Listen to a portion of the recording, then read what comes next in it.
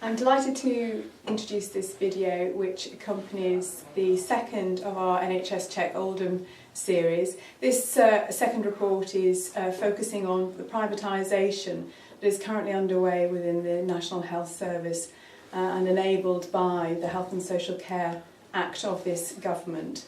Currently 7 out of 10 health services that are put out to tender have been awarded to private contractors.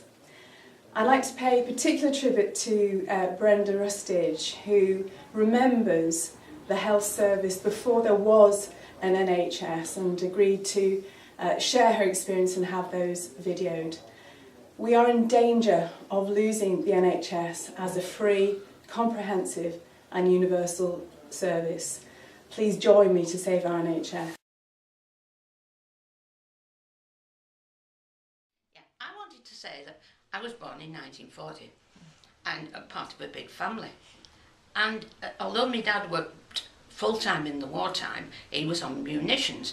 After the war, a lot of them were made redundant, and he was. Now, at that point, we became very poor. My dad was going around selling sewing machine oil, and my mum and all my relations had sewing machine oil because they were buying it off him to keep the job. Now, I remember my brother had rheumatic fever, and the doctor used to come with a chauffeur who had a hat on. Now,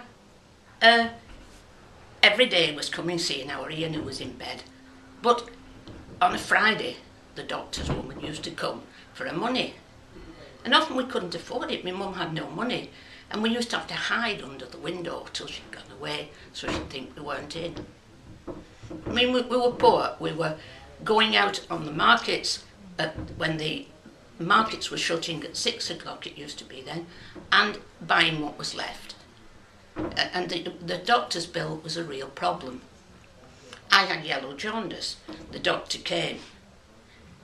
My sisters got it, so my mum had to go out and buy, I remember it was turkey rhubarb, which they wouldn't take because she couldn't afford the doctor for them. So there were many times we were ill. We could have done with going to the doctor. We used to have Fenning's little healers, and we weren't treated because we couldn't afford it.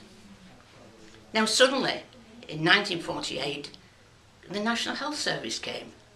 So at last, the debt was, gradually paid off, and life changed for me. And when we needed the doctor, we went. My mum, who'd had 5 kids and lost all her teeth, she got false teeth and she got glasses, which she hadn't had before. And we actually moved to a council house on the edge of town and had a big garden, and suddenly life blossomed. Now, from that point, eventually I got married and I had 5 children. 3 of them had to go in intensive care unit, in the Prem-Bame unit, I should say, at Oldham Boundary Park. And the treatment was superb. One little chap was kept in a month, but he survived with excellent treatment, which was free. Now, following that, A&E, having 4 lads, often got accidents and had to take them and got good treatment. And that's carried on when I've looked after our grandchildren. And more recently, I suddenly found I got a pain in my eye, and it was filled up, and it was all full of blood. And this panicked me, so my son ran me to A&E. And very quickly, I went away till the doctor came, and I was attended to. I was given treatment, and I was told, given a phone number, come back if it's any worse, and it was solved.